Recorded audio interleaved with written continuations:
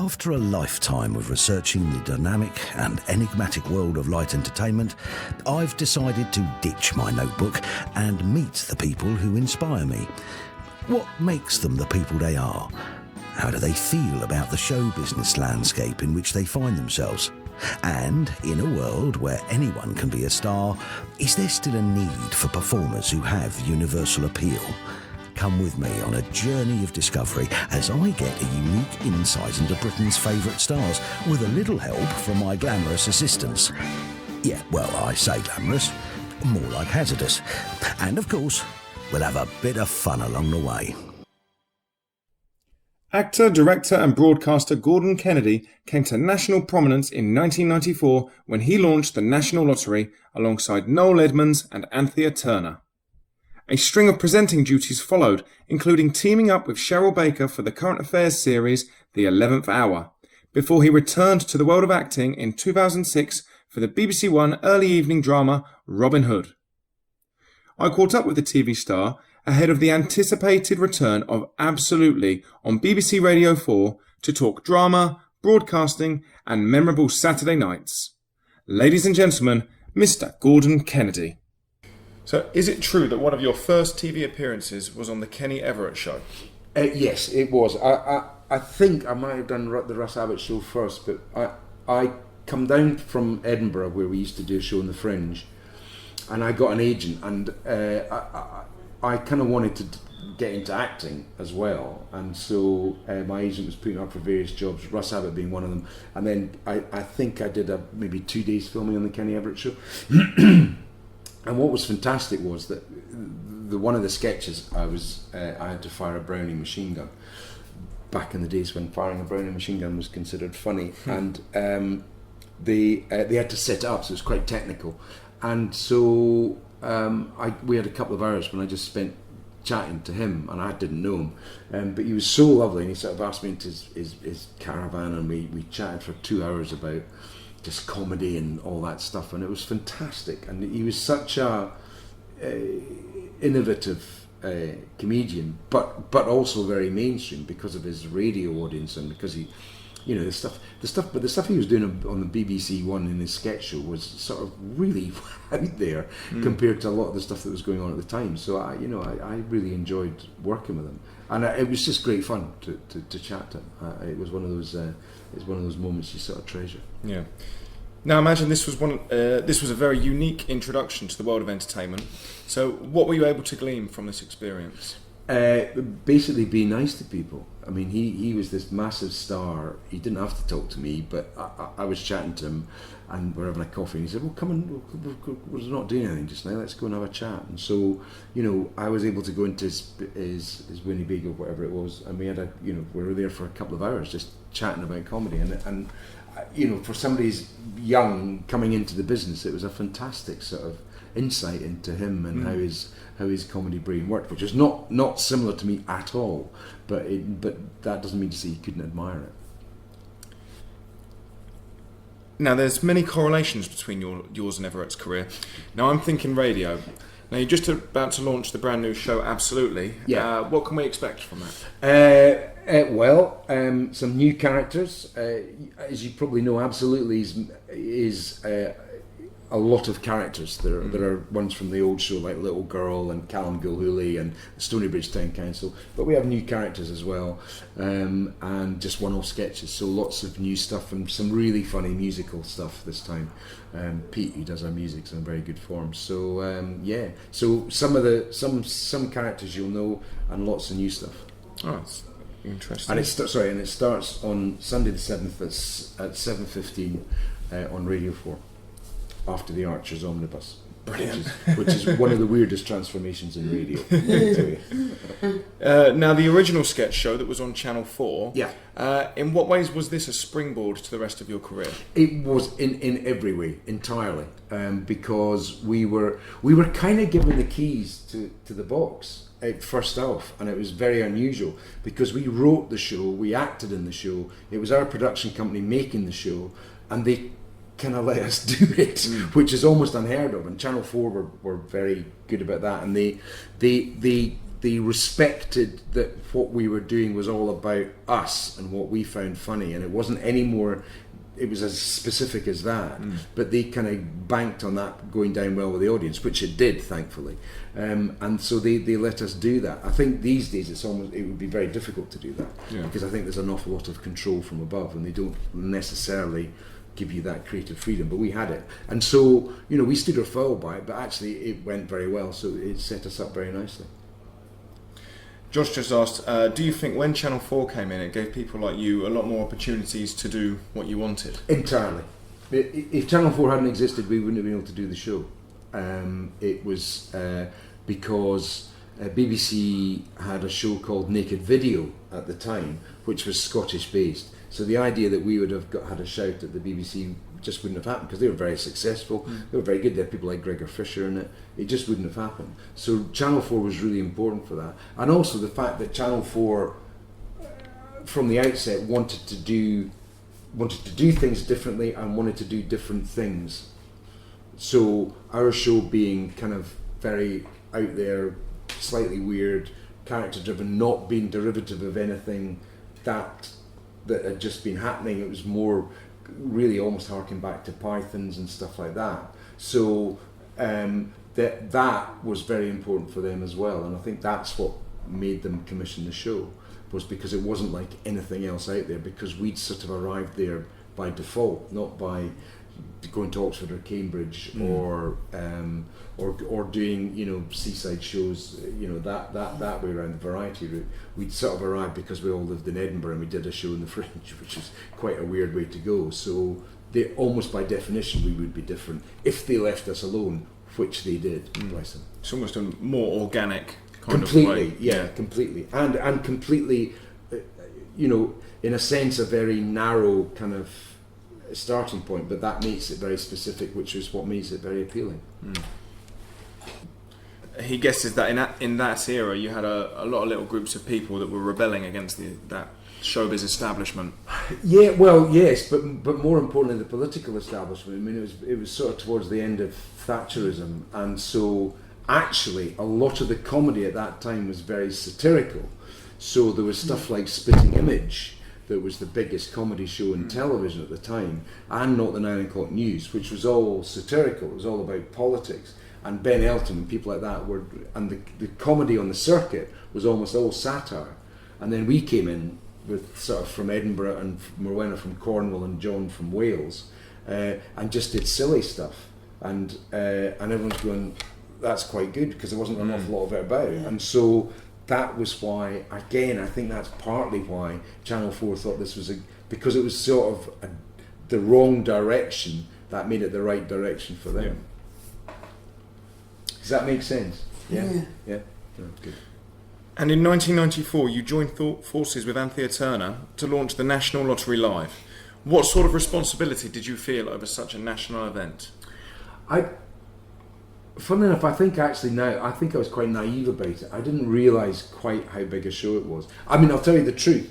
I went to meet these people at the BBC, and they couldn't tell me what the meeting was about, because it was all very hush-hush at the time, because nobody knew that the BBC had won it. And I was at this meeting, and we were chatting away about this thing called the National Lottery that I knew nothing about, but me being me, I pretended I knew everything about it. And I said, well, that's all very good, but anyway, what did you want to see me about? And they said, no, we want you to do the show with us. And I just I laughed at them. I literally just thought it was the best punchline to the joke. You got what? Why would you want me to do it? So I laughed, and anyway, I said, well, that's very interesting, but I'll think about it. And then I turned the job down 3 times, and then eventually did it. So I didn't really understand that side of television, because I'd only done Channel 4 and a bit of comedy on the BBC, and it was only when we were taken along to the launch, and literally there was like 70 journalists in the room. It was like one of those proper media scrums, all flashing cameras, and they knew Anthea Turner. They did not have a Scooby who I was at all, and they were just going, who are you? They were sort of shouting, pointing a microphone, who the hell are you? What are you? Anyway. And at that point I got relatively frightened about it, because I thought, well, this is going to change my life for a while, which it did, because the press scrutiny on the television show was extraordinary, especially at the start, because because it was such a national pastime, they couldn't really have an opinion about the National Lottery because everyone was wanting to play it, but they could definitely have opinions about the television show, which they did. So there's an awful lot of firefighting of tabloids kind of slagging us off or wanting interviews or wanting to know the secrets of it to start with. And actually it was an amazing experience to go through because I'd never done it before. So having that amount of media scrutiny taught me a lot of lessons about how you do things like that. And to a certain extent, it didn't matter because it wasn't about me. It was about this show that I was just presenting. So it was a good training. But but it was pretty wild. And as I was saying, I mean, you forget how many people watched that program. You know, there was the times when it was 23 million people were watching that show on a Saturday night, which is sort of extraordinary. Mad. Yeah. So, you know, it was important for all those things, but in the end of the day, it was kind of a results program. It wasn't a show that was and showing people the good works that the money was going to. So it was, in a sense, it was quite a simple show to do. So, but the size of it and the interest in it was extraordinary. Yeah. Well, then you and Anthea took the reins of the show and introduced segments like Mystic Meg, Carol Vorderman's Mathematics, together with musical acts. Now, as a presenter, how difficult is it to preside over these different elements on a live show? It's not. I mean, a live show, and this won't work on a podcast, but it's a little bit like doing that. You know, that it's a coordination exercise because people are talking in your ear, and you're also thinking about what's coming up next. And there is no substitute to practice for that. That's the only way you can do it and get any good at it. Whether I did or not is for other people to judge. But so those segments were fun, and it was such a short show that they were very defined. And actually, in a way, it was slightly someone else's problem because they knew what they were going to do. They knew how long it was, and actually, when they were on, we had a little breather, so you could just compose your thoughts. So you know, it wasn't too bad. But funnily enough, Mystic Meg was very funny. I liked her a lot. She was very funny out of Mystic Meg character because she lived quite near me, so we occasionally shared cars home and stuff like that. And she wrote kids books about a cat that played for a football team. So she was. Something you wouldn't expect. No. And she didn't write them as Mystic Meg. I think she just wrote them under her own name. But she was really lovely. I haven't seen her since. But anyway. Well, staying with live TV, in 1996 you teamed up with Cheryl Baker for the Sunday morning show, The 11th Hour. Yeah. Just tell us about the premise of the show and any fond memories you have working on it. Okay, so the premise of the show, The 11th Hour, I'm still not entirely sure what it was. And I did it for 2 series. But basically it was about adults and pastimes and hobbies and sort of small businesses, and we had a lot of films that would come in, but it was made by the BBC Education Department, which is quite a powerful part of the BBC. So there must have been an educational aspect to it. Most of the time it was lost on me, and I'm not sure I was particularly in charge of that. Cheryl was a better presenter, but it was amazing. And my favourite item in the whole thing was this French guy we got in who worked with people who couldn't swim and who had a fear of water, and we did it at Television Centre, and he built a swimming pool in the studio, which is sort of the mad things that these people did. They didn't seem to have a budget worry about it, so they put in this big swimming pool. They collected a bunch of people together who had a fear of water. One guy in particular I remember who couldn't have a shower. I mean, he could sit in a bath, but he couldn't have a shower. So much was his fear of this water going over his head. And then we sprung a surprise on a floor manager who worked on the show that we knew had a fear of water and couldn't swim. So in the live show, we got her to come and be one of the volunteers. And then someone else came in and was the floor manager. And it was extraordinary. In an hour's worth of television, I mean, this guy uses sort of glass bowls of water and ping pong balls. I can't really describe why, but he basically gets people to understand that if they blow bubbles out of their mouth when they're underwater, they're not going to drown. That's as simple as it can get. But in an hour, all of them were doing this glide underwater in this little pond, including the floor manager. And then the next week we did a follow-up film and they went to a swimming pool.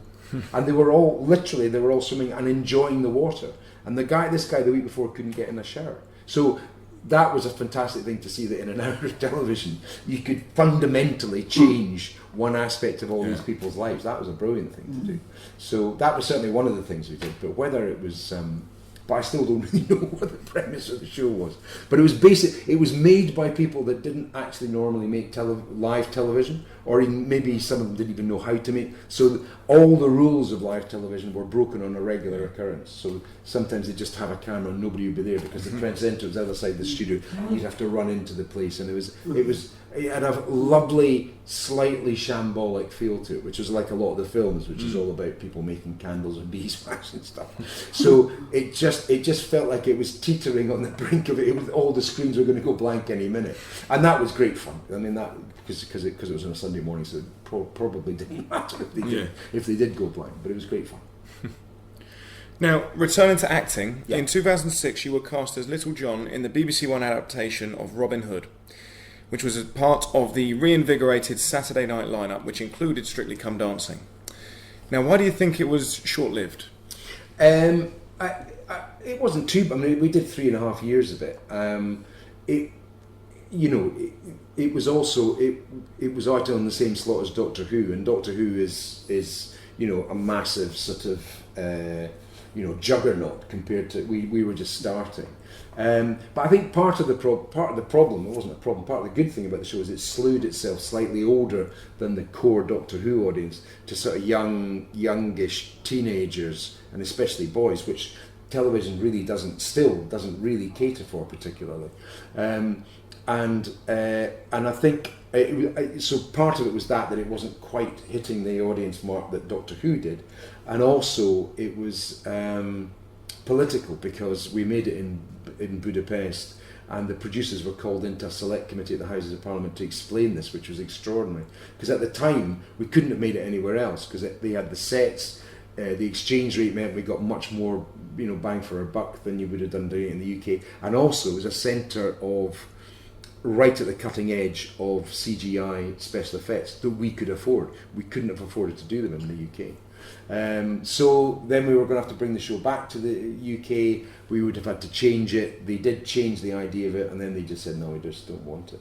And it sort of was the start of the end, because Merlin was for a few years, and then I think Atlantis went for a season, and then all those other shows sort of died off, and Strictly, amazing show that it is, sort of grew into the slot along with Doctor Who. But at the time, there could have almost been a year's worth of shows with Doctor Who, Robin Hood, Merlin, those shows. If they'd all gone one after the other, we would have had, and I think that obviously as an actor I would have much preferred that to just Strictly Come Dancing. Not that there's anything wrong with Strictly Come Dancing, but I just that would have been fantastic. And how excited are you to be bringing Absolutely back to the radio? Fantastic. I mean, this is our third series, but it all started in 2014 when we got asked to do it. And basically all they wanted was some old television sketches that would work on radio and for us just to perform them live. And I didn't think the rest of the guys would agree to do it, but they did, apart from one chap who was very busy doing something else, so that was fine. But with his blessing, the five of us took it on to radio. But then when we met to talk about the sketches we were going to do, I said, we can't do Stonybridge without mentioning the fact that the London Olympics were like 18 months ago, and it would be a very large elephant in the room. So somebody said, well, we'll write a sketch about Stonybridge not getting the Olympics, which we did, which is very funny. So they were all up and saying it was terrible that London got it and what a terrible job they'd made of it. But then all the other characters that we have, it was almost like the ventriloquist dummies sort of, knocking on the keys, let me out, because they hadn't spoken for 20 years. So we thought we'd better write some new stuff for them too. So suddenly we had all this material that we got, and eventually we edited all the new stuff into a separate show that won a BBC Audio Drama Award, and then we got commissioned to do a radio series. So the third one is this one that's starts going out on Sunday at 7:15. Fantastic. Now, looking back at your career, what is your proudest achievement? Oh, blimey. I think I've been very lucky, actually. That's the point. I mean, I think I've been lucky to know the people I did at school, so that we went on the Edinburgh Fringe and we became part of Absolutely, the sketch show, and then, and that it's funny to think about it, but at that time it was really quite difficult to be an actor and do comedy. They weren't really the movement, you know, Hugh Laurie going off to do House and all that was years away. So people sort of put you in a compartment, and I really pushed my agent to go against that.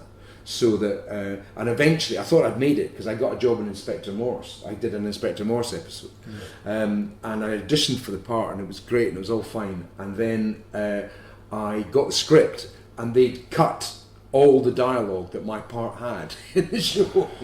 And so my agent said, look, you don't have to do this. And I said, no, I want to do it. I want to do it because I just want to say I've done Inspector Morse, because then it looks like I'm not just a comedy actor or whatever. So I did it, and it was hilarious. And the director was really nice, and he said, look, I'm really sorry you don't have any dialogue anymore, and it was all fine. So we did it. And then you know, I did a few other things. We had the sideline into presenting, and then I was very lucky I got somebody I knew was casting this show called Glasgow Kiss with Ian Glenn, who was in Game of Thrones recently, and it was set in Glasgow, and they auditioned me much against the rest of them all going, well, why? He's not an actor, he does all comedy stuff. And that's sort of the prejudices you were sort of against. But I did the audition and I got the part, and then the landscape was changing then as well. And then it was easier to get other stuff, so stuff like Red Cap with Tamsin Outhwaite and obviously Robin Hood, things like that. And most recently Harlots. Harlots is the new series. That's coming out in about 3 weeks' time. It goes out in a very strange channel called Stars something on Amazon Prime. But that's with Samantha Morton and Leslie Manville, and it's about prostitution in London in the 1760s. So they've done 2 series, and I'm in the first half of the 3rd series. That's very exciting. Oh, yeah. What's it? What are you? Who do you play? Oh, who do I play? I play a gunmaker, quite a posh English gunmaker, who has a shop in Greek Street, and he, so he takes up with a young prostitute, and he's obviously very happy because he's taken up with a young prostitute, and the young prostitute wants to learn about business from him because she's got plans.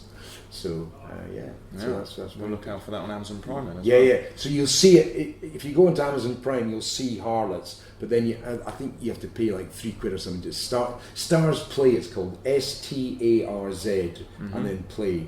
It's one of these weird channels. But anyway, it used to be on ITV Encore, which was easy, but that no longer exists. So that's where it's on.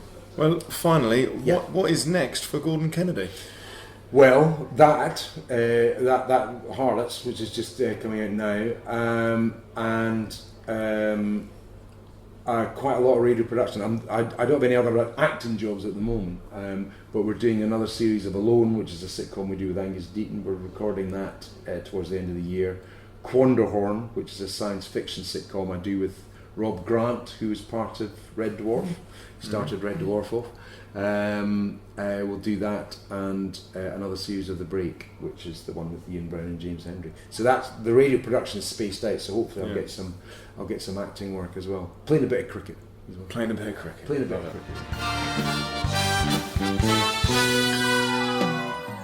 Thank you very much to our guest for being the subject of another Beyond the Title interview. If you like this, why not browse the website and see if there's anything else that takes your fancy. Don't forget to like our Facebook page to receive updates on forthcoming interviews and to see more information about me and what I do. Thanks again, and hopefully see you next time for another Beyond the Title interview.